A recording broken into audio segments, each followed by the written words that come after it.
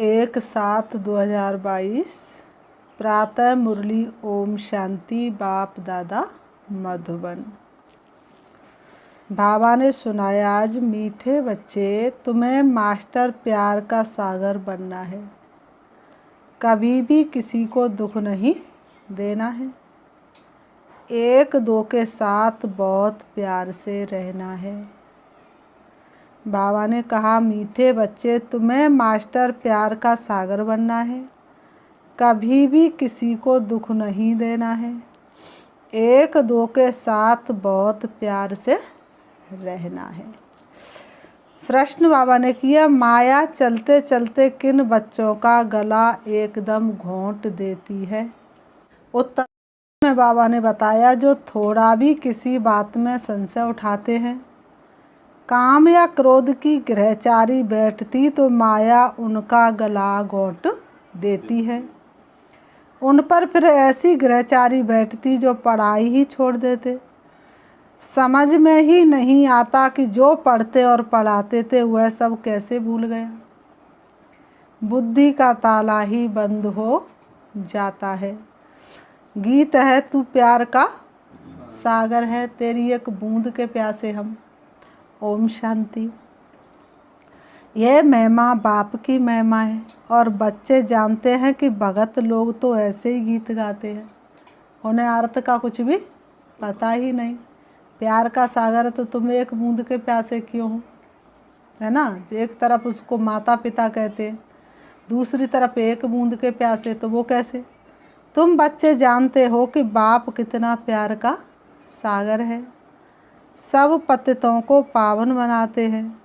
सब बच्चों को सुखधाम का वर्षा देते हैं। तुम समझते हो हम वर्षा ले रहे हैं। तुम समझते हो कि हम बाप से वर्षा ले रहे हैं। आधा कल्प जब माया का राज्य, तो ऐसा प्यारा बाप नहीं होता है। बाबा ने कहा, बेहद का बाप प्यार का सागर है। प्यार का, शांति का, सुख का सागर कैसे है, ये तुम अभी जानते हो। अभी तुम बच्चे जानते हो कि वो कैसे तो प्यार का सागर है, कैसे सुख और शांति का सागर है। प्रैक्टिकल में तुम बच्चों को सब कुछ मिल रहा है। 1 सेकंड याद किया, प्यार का अनुभव हुआ। 1 सेकंड याद किया, सुख का अनुभव हुआ, शांति का अनुभव हुआ। भक्ति मार्ग वालों को मिलता नहीं है। वह सिर्फ गाते हैं, याद करते हैं। उन्हें भगवान का सत्य परिचय ही नहीं। कहाँ का रहने वाला है, कब आता है, क्या करता है, कैसे प्राप्तियां कराता है, अभी वह याद पूरी होती है। बच्चे सन्मुख बैठे हैं। बाबा ने कहा, तुम कहाँ बैठे हो? सन्मुख बैठे हो। समझते हैं बेहद के बाप का ही गायन है। जरूर वह बाप इतना प्यार देकर गए हैं। सतयुग में भी हर एक एक दो को बहुत प्यार करते हैं। सतयुग में भी हर एक एक दो को बहुत प्यार करते हैं कि सातों गुण भरपूर है ना, इसलिए सभी एक दूसरे से प्यार करते हैं। इस समय 7 गुण समाप्त होकर के 7 अवगुण आ गए, इसलिए नफरत भरी हुई है। जानवरों में भी एक दो में प्यार होता है, यहाँ तो वह है नहीं। वहाँ कोई ऐसे जानवर नहीं होते जो आपस में प्यार से न रहे। इसलिए क्या दिखाते सतयुग की महिमा में? शेर और गाय इकट्ठे एक घाट पर पानी पीते। तुम बच्चों को भी सिखलाया जाता है। यहाँ प्यार के मास्टर सागर बनेंगे तो वह संस्कार तुम्हारे अविनाशी बन जाएगा। यहाँ प्यार के मास्टर, प्यार के सागर बनेंगे तो वह संस्कार अविनाशी बन जाएगा, और वही फिर सतयुग में जा कर के शुरू हो जाएगा।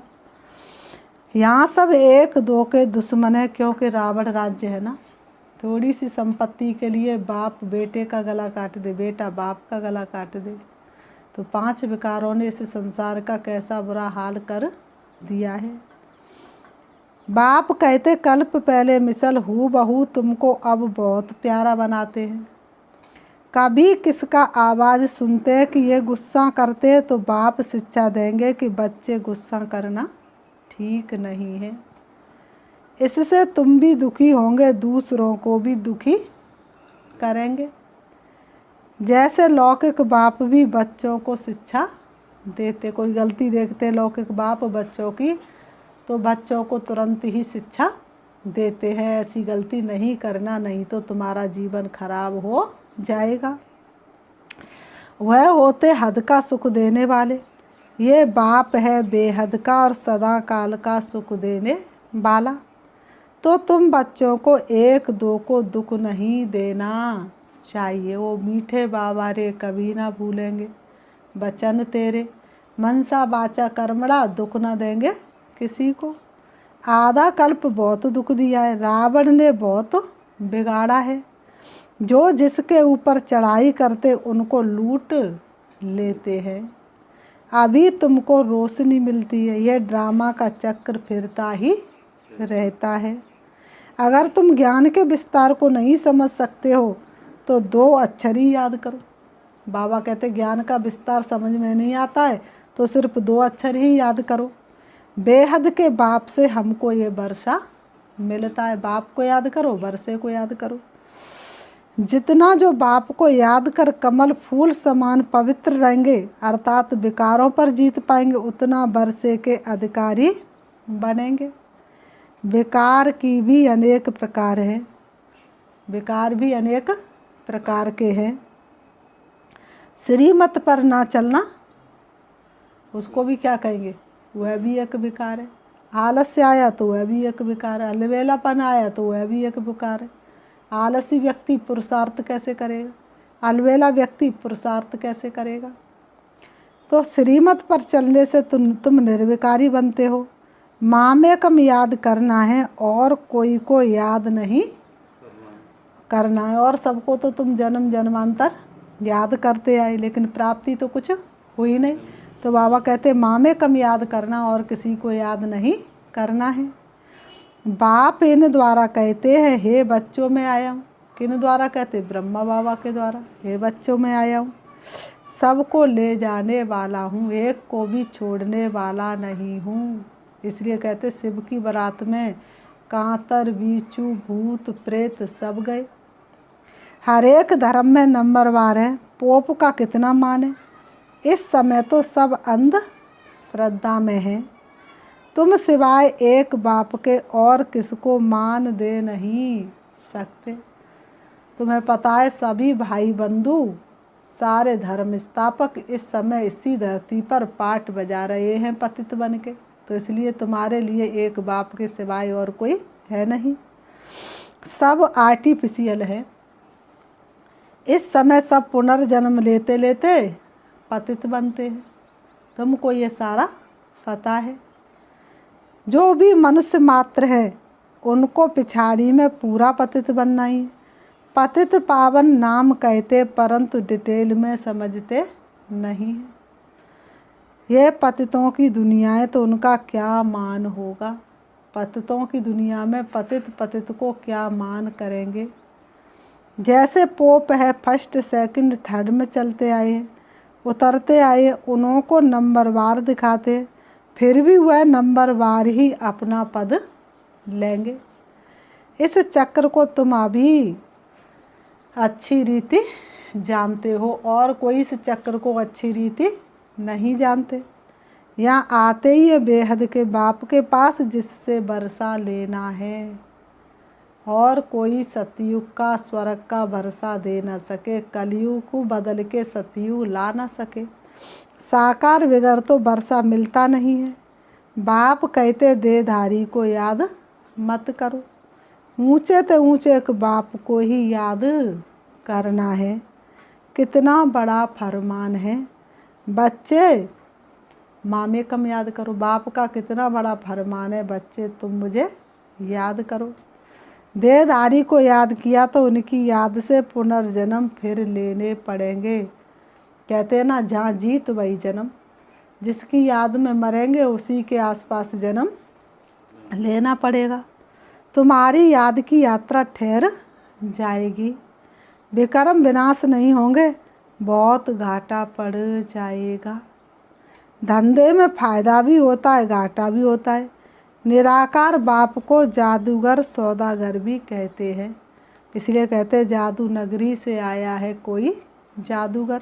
तो वास्तव में कौन सा जादूगर? वो बाप ही तो जादूगर है जो मनुष्य से देवता बनाने का कितना बड़ा जादू कर देता है।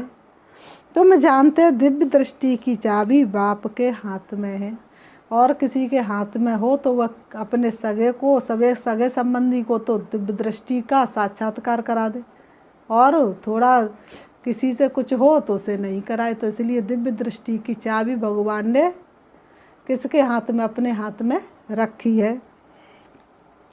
अच्छा, कुछ भी देखा, कृष्ण का दीदार किया, इससे फ़ायदा क्या? कुछ भी नहीं। ये तो ड्रामा चक्र को जानना पड़ाई है ना। जितना बाप को याद करेंगे, चक्र को फिराएंगे तो ऊंच पद पाएंगे। जितना जितना शिव बाबा को याद करेंगे, चक्र को फिराएंगे तो ऊंच पद पाएंगे। अभी तुम हमारे बच्चे बने हो। अभी तक तो क्या थे? भक्त थे, और भक्त बन के भगवान को पुकार रहे थे। अभी क्या बने हो? बच्चे बने हो। याद आता है ना हम आपके थे? बाबा कह रहे हैं, याद आता है ना कि हम आपके थे। हम आत्माएं परम धाम में रहती थी, वहाँ कहने की भी बात नहीं रहती। बाबा ने कहा वहाँ कहने की भी बात नहीं रहती है। ड्रामा अपने आप चलता रहता है, किसी को चलाना नहीं पड़ता है। समय से कहना नहीं पड़ता कि आगे बढ़, समय तो आगे बढ़ता ही रहता है। हम आगे बढ़े ना बढ़े, लेकिन समय हमारे लिए कभी रुकता नहीं है। जैसे एक मछलियों का खिलौना दिखाते हैं ना, उसमें तार में मछलियाँ पिरोई रहती हैं। ऐसा करने से धीरे धीरे नीचे उतरती हैं। तार एक होता है और मछली दिखाते हैं, पकड़ लेंगे तो नीचे, नहीं उतर पकड़ लेंगे तो फिर नीचे। बाबा ने कहा वैसे जो भी आत्माएं सब ड्रामा की तार में बंधी हुई है, परम धाम से अपने आप ही उतरती चली आती हैं पाठ बजाने के लिए। बाबा ने कहा चक्र लगाती रहती हैं, अब चढ़ती है फिर उतरने लग पड़ती हैं। तुम जानते हो अब हमारी चढ़ती कला है। बाबा ने कहा अब तुम्हारी कौन सी कला है? चढ़ती कला। तेरे वाने सर्व का भला। ज्ञान सागर बाप आया हुआ है। चढ़ती कला फिर उतरती कला को तुम जान गए हो। कितना सहज है। उतरती कला कितना टाइम लेती है, फिर कैसे चढ़ती कला होती है। तुम जानते बाप आकर पलटा देते हैं। पहले पहले है आज सनातन देवी देवता धर्म, फिर दूसरे धर्म आते रहते हैं। तुम बच्चे जान चुके हो कि हमारी चढ़ती कला है। तुम बच्चे जान चुके हो कि तुम्हारी अब चढ़ती कला है। उतरती कला पूरी हुई। तमो प्रधान दुनिया में बहुत क्या है? दुख है। सुख का तो कहीं नामो निशान नहीं है। ये तूफान आदि तो कुछ भी नहीं है। तूफान तो ऐसे लगेंगे जो बड़े बड़े महल गिर जाएंगे। लास्ट में धरती इतनी ज़ोर से हिलेगी। बहुत दुख का समय आने वाला है। ये विनाश का समय है। हाय हाय त्राई त्राई करते रहेंगे। सबके मुख से हाय राम ही निकलेगा। लास्ट में सबके मुख से हाय राम निकलेगा। भगवान को ही याद करेंगे। फांसी पर चढ़ते तो भी पादरी याद कहते हैं गॉड फादर को याद करो, परंतु जानते नहीं, अपनी आत्मा को भी अर्थात रीति नहीं समझते, तो परमात्मा को कैसे समझेंगे। मैं आत्मा क्या चीज़ हूँ, क्या पाठ बजाता हूँ, कुछ जानते ही नहीं। आत्मा है कितनी छोटी, कहते स्टार मिसल छोटी है। आत्मा का साक्षात्कार बहुतों को होता है, लेकिन समझ नहीं पाते हैं ये क्या चीज़ है। बहुत छोटी लाइट है, बिंदी मिसल सफ़ेद लाइट है। आत्मा अति सूक्ष्म है, बिंदी की तरह सफ़ेद लाइट है। उनको दिव्य दृष्टि बगैर कोई देख ना सके। अगर देखते भी है तो समझ नहीं आता है। बाबा ने कहा दिव्य दृष्टि बगैर देख नहीं सकते, और देख भी ले तो समझ नहीं आएगा कि ये क्या है। बाबा ने कहा सिवाय ज्ञान के कुछ भी समझ में नहीं आता है।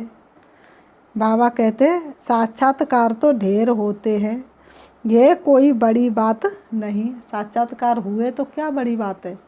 उससे का कोई पाप कट गए, कुछ मिल गया? तो बाबा ने कहा यहाँ तो बुद्धि से समझ सकते हो, बाबा ये अर्थात रीति ही समझाते हैं, और कोई की बुद्धि में ये बात नहीं है कि हमारी आत्मा में 84 जन्मों का पाठ नूदा हुआ है, और किसी के अंदर ये नहीं है कि हमारी आत्मा में कैसे 84 जन्मों का पाठ नूदा हुआ है। जो ब्राह्मण बच्चे बनते हैं उन्हों को ही बाप बैठ करके समझाते हैं, और उन्हों के ही 84 जन्म होते हैं। जो पक्के ब्राह्मण बनते तो समझो इन्हीं के 84 जन्म हैं। दूसरे कोई की बुद्धि में बैठेगा नहीं। तो मैं एक्यूरेट समझते हो कि 84 जन्म का चक्र है। पहले गायन है ब्राह्मणों का, मुख वंशावली ब्राह्मण है ना, ये और कोई नहीं जानते, ये बात है और कोई नहीं जानते। ब्रह्मा कुमार कुमारियाँ ही आर्डिनरी बात हो गई ना, कोई भी समझते नहीं ये संस्था क्या है, ये नाम क्यों पड़ा है। प्रजापिता ब्रह्मा नाम डालने से फिर क्यों का प्रश्न निकल ही जाएगा। तुम कह सकते हो शिव बाबा के बच्चे सब आपस में भाई भाई है, इसलिए कहते हिंदू मुस्लिम सिख ईसाई, और आपस में सब भाई भाई। पर कैसे भाई भाई है? तो हम आत्मा के नाते से भाई भाई है, और शरीर के नाते से भाई बहन। फिर प्रजापिता ब्रह्मा के बच्चे ब्रदर्स सिस्टर्स है, ये समझने से फिर प्रश्न नहीं आएगा। समझेंगे नई दुनिया स्थापन होती है, समझ जाएंगे कि अब नई दुनिया की स्थापना हो रही है। स्वयं भगवान नई दुनिया की स्थापना कराने के लिए धरती पर आए हैं। बरोबर ब्रह्मा द्वारा तुम पतित से पावन बन रहे हो। ये जो रक्षाबंधन आदि मनाया जाता है, ये पुरानी रस्म चली आती है। बाबा ने कहा ये पुरानी रस्म चली आती है। अभी तुम अर्थ को समझते हो, जो भी यादगार है सब तुमको इस समय ज्ञान मिलता है। दीपावली, होली, रक्षाबंधन, बाबा ने कहा ये सब का अर्थ तुम्हें पता है कि वास्तविकता इनके पीछे क्या है। सतयुग में थोड़े ही रामनवमी मनाएंगे, सतयुग में थोड़ी ना रामनवमी मनाएंगे। यहाँ मनाने की बात ही, वहाँ मनाने की बात ही नहीं रहती। वहाँ तो ज्ञान रहता ही नहीं। ये भी पता नहीं पड़ेगा कि हमारी उतरती कला है। सतयुग में ये भी पता नहीं रहेगा कि हमारी उतरती कला है। सुख में जन्म लेते रहेंगे, पता भी नहीं चलेगा।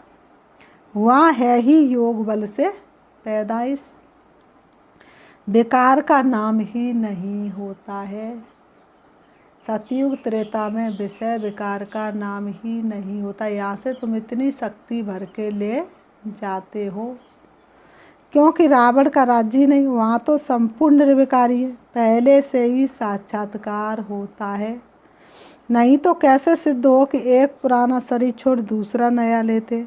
यहाँ से तुम पहले जाएंगे कहाँ? शांति धाम। यहाँ से सीधे कहाँ लगाएंगे जाके? शांति धाम। फिर कहाँ जाएंगे? सुख धाम। नंबरवार पुरुषार्थ अनुसार। बच्चे समझते हैं वह हमारा घर है, उनको ही क्या कहा जाता है? शांति धाम, जहाँ सर्वत्र शांति ही शांति है। वह तो हमारा अथवा बाप का घर है। जिस बाप को याद करते हैं, बाप से ही बिछड़े हुए हैं। कब से बिछड़े हुए? सतयुग से। कितना लंबा समय बाप से बिछड़े हुए हो गया। इसलिए याद करते। सुख में तो बाप भी याद नहीं आते। दुख में सिमरन सब करे, सुख में करे ना कोई। और जो सुख में करे तो दुख का एक हो, तो सुख में तो बाप भी याद नहीं आता है ही सुख की दुनिया। बाबा अपने धाम में रहते हैं। जैसे कि वानप्रस्थ में चले, जब बच्चों को सुख होता तो माँ बाप उनकी चिंता थोड़ी नहीं करते। जब वो दुखी होते तब माँ बाप को बच्चों की चिंता सताती है। बाप को भी सतयुग त्रेता में बच्चों की कोई परवाह नहीं रहती। जब कलयुग आता है, त्राई त्राई मचती, तब बाप को धरती पर आना पड़ता है।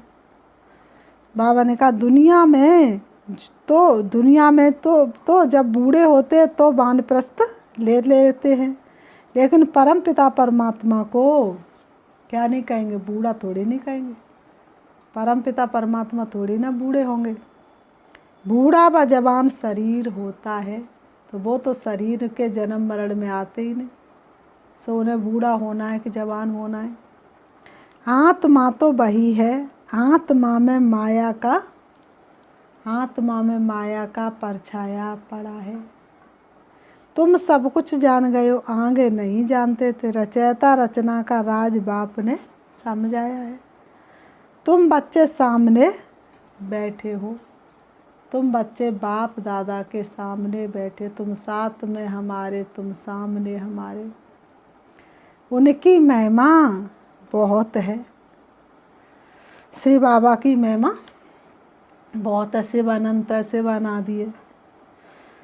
प्रेसिडेंट है, प्राइम मिनिस्टर है। सबको अपना अपना पार्ट मिला हुआ है। बाप ऊंचे ते ऊंच गाया जाता, ऊंचा जिसका नाम, ऊंचा जिसका काम, ऊंचा जिसका धाम है। तो ज़रूर हमको ऊंचे ते ऊंच वर्षा मिलना चाहिए ना। कितनी समझ की बात है। जैसे बाप समझाते, बच्चों को भी समझाना है। पहले बाप का परिचय देना है। वर्षा भी बाप से ही मिलता, और किसी से वर्षा मिल नहीं सकता। तुम्हारा है प्रवृत्ति मार्ग, तो बुद्धि में चक्र फिरना चाहिए। कैसे हम सतयुग से लेकर कलयुग अंत तक पार्ट बजाते बजाते यहाँ आकर के पहुँचे हैं। सर्विस ज़रूर करनी है। शिव बाबा को लगते प्यारे, दिन रात जो सेवा में गुजारे।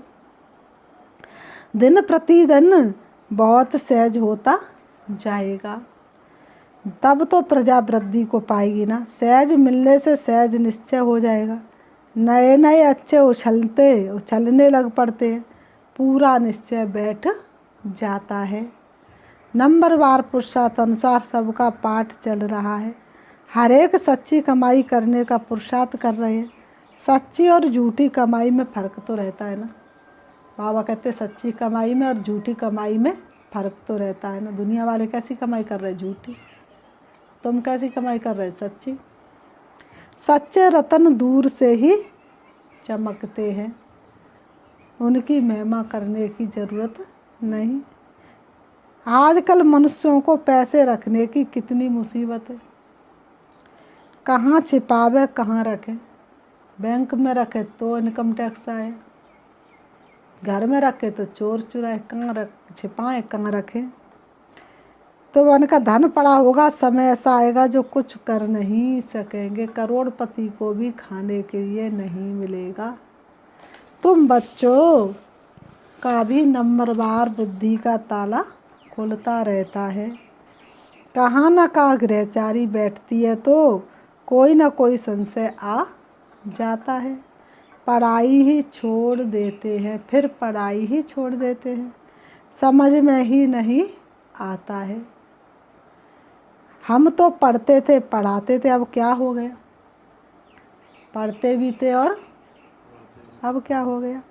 थोड़ा भी संशय आने से गला ही घुट। बाबा में संशय हुआ, विकार में गए तो एकदम से गिर पड़ते हैं। हाँ, काम और क्रोध सबसे बड़े दुश्मन हैं। मोह भी कम नहीं है। काम क्रोध अब सबसे बड़े दुश्मन है, पर बाबा ने कहा मोह भी कम नहीं है। ऐसे नहीं कि सन्यासियों को अपनी लाइफ की स्मृति नहीं रहती होगी, सब स्मृति रहती है। ज्ञानी तू आत्मा बच्चे सारे से ही समझ जाते हैं। बाबा ने कहा कैसे भोग लगाते, कौन आते हैं, क्या होता है। सेकंड बाई सेकंड ड्रामा चलता रहता है। ड्रामा कभी रुकने वाला नहीं है, सेकंड बाई सेकंड चलता रहता है। ड्रामा में नूद है, जो कल्प पहले हुआ था वही करेंगे, इमर्ज होगा। ड्रामा का पाठ सेकंड बाई सेकंड खुलता जाता है। मुख्य है बाप की याद, जिससे विक्रम विनाश होंगे। जितना बाप की याद में लगे रहते उतना विक्रम विनाश होते रहते हैं। तुम बाप को याद करते हो, बाप तुम्हें याद करते हैं। एक को याद करना कितना सहज है, लेकिन अनेकों को याद करना कितना मुश्किल है। तो बाप तुम अनेकों को याद करते, क्या तुम एक को याद नहीं कर पाते हो? नहीं तो बाप धर्मराज रूप में साक्षात्कार कराएंगे।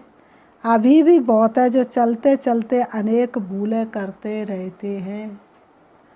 बताते नहीं हैं, बाप को कुछ भी बताते नहीं हैं।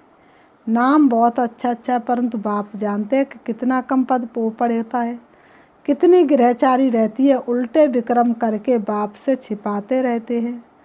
सच्चे के आगे कोई बात छिप नहीं सकती। तुम्हारा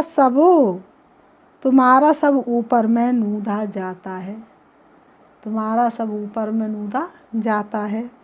अंतर्यामी बाबा तो वह है ना। समझना चाहिए कि हम छिपाकर विक्रम करते तो बहुत सजा खानी पड़ेगी। हम ब्राह्मण निमित्त बने हैं संभालने के लिए। हमारे में ही ये आदत है तो ठीक नहीं है। स्कूल में टीचर की रिपोर्ट होती है तो प्रिंसिपल बड़ी सभी बीच उनको निकाल देते हैं। तो बहुत डर रखना चाहिए। तुमको याद एक शिव बाबा को करना है। बाबा कहते हैं मामे कम याद करो। तुमको तो बाप के पास जाना है, उनको याद करना है और सुदर्शन चक्र फिराना। और कोई याद करने से और कोई याद करेंगे तो तुम्हारी रूहानी यात्रा बंद हो जाएगी। सर्व संबंध हो परम पिता से, राजयोग की सिद्धि यही है। फिर बाबा ने कहा अच्छा मीठे मीठे सिकीलते बच्चों प्रति माता पिता बाप दादा का याद प्यार और गुड मॉर्निंग। रूहानी बाप की रूहानी बच्चों को नमस्ते। हम रूहानी बच्चों की रूहानी बाप दादा को याद प्यार और नमस्ते नमस्ते नमस्ते। धारणा के लिए मुख्य सार नंबर 1, माया की गृहचारी से बचने के लिए सच्चे बाप से सदा सच्चे रहना है। माया की गृहचारी से बचने के लिए सच्चे बाप के साथ सदा सच्चा रहना है। कोई भी भूल कर छिपाना नहीं है। उल्टे कर्मों से बचकर रहना है, उल्टे कर्मों से बचकर रहना है। नंबर 2, श्रीमत पर ना चलना भी बेकार है, इसलिए कभी भी श्रीमत का उल्लंघन नहीं करना है। श्रीमत पर ना चलना ही बेकार है, इसलिए किसी भी श्रीमत का उल्लंघन नहीं करना है। संपूर्ण निर्विकारी बनना है। मनसा वाचा कर्मणा संपूर्ण निर्विकारी बनना है। वरदान, अपने चेहरे और चलन से सत्यता की सभ्यता का अनुभव कराने वाले महान आत्मा भव। स्पष्टीकरण है, महान आत्मा वह है जिनमें सत्यता की शक्ति है। महान आत्मा वह है जिनमें सत्यता की शक्ति है। लेकिन सत्यता के साथ क्या होनी चाहिए? सभ्यता भी जरूर चाहिए। सत्य तो बोल रहे हैं लेकिन बहुत बेकार बोल रहे हो, तो सभ्यता भी चाहिए। ऐसे सत्यता की सभ्यता वाली आत्माएं, महान आत्माओं का बोलना, देखना, चलना, खाना पीना, उठना बैठना, हर कर्म में सभ्यता स्वतः दिखाई देगी।